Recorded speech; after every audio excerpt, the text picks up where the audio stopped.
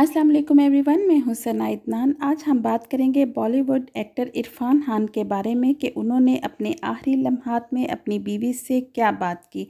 उन्होंने अपनी बीवी से कहा कि मुझे मां लेने आई है। इरफान खान की वालदा सईदा खातून का इंतकाल 25 अप्रैल को राजस्थान में हुआ। लॉकडाउन की वजह से इरफान खान अपनी वालदा की तदफीन में शामिल ना हो सके। उन्होंने स्काइप के ज़रिए अपनी मां का आखिरी दीदार किया और तदफीन भी स्काइप पर ही देखी। उन्हें इस चीज़ की बहुत तकलीफ़ थी कि वो अपने मां के जनाजे में शिरकत नहीं कर सके।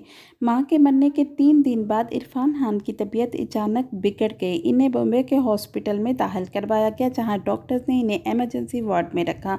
29 अप्रैल को इरफान खान ने अपनी अहलिया और बेटे बाबेल खान को अस्पताल में बुलाया।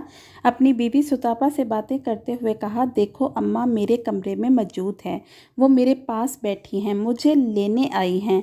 भारतीय मीडिया की रिपोर्ट के मुताबिक इस मौका पर इरफान खान के मैनेजर आसिफ और ड्राइवर हशमत भी मौजूद थे। इरफान खान की अहलिया ये सुनकर हवास बरकरार ना रख सकीं और रोने लगीं। अपनी बीवी से बातें करते हुए इनकी तबीयत खराब हुई और घंटे के अंदर अंदर इंतकाल कर गए। इरफान खान के 2 बेटे हैं, ईयान और बाबेल खान। इरफान खान को 2018 में कैंसर हुआ। जैसे ही उन्हें कैंसर हुआ, उन्होंने अपने चाहने वालों को खुद ये इत्तला दी और इलाज के लिए अमेरिका चले गए। इरफान खान इलाज के लिए अमेरिका चले गए और वहां से सेहतयाब होकर वापस आए और उसके बाद उन्होंने एक फ़िल्म भी की जिसका नाम है अंग्रेज़ी मीडियम। इरफान खान को फ़िल्मों में चाहे जैसे भी करैक्टर मिलते हों, चाहे नेगेटिव हों या पॉजिटिव, लेकिन बुनियादी तौर पर वो बहुत ही अच्छे और नरम दिल के इंसान थे। उनकी बीवी का कहना है कि वो बहुत ही रोमांटिक इंसान थे।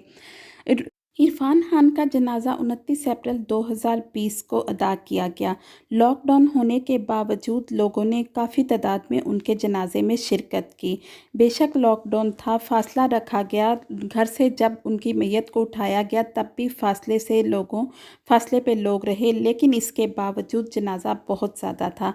हमारी अल्लाह पाक से दुआ है, अल्लाह पाक इरफान खान को जन्नतुल फिरदौस में आला मकाम अता फरमाए। आमीन।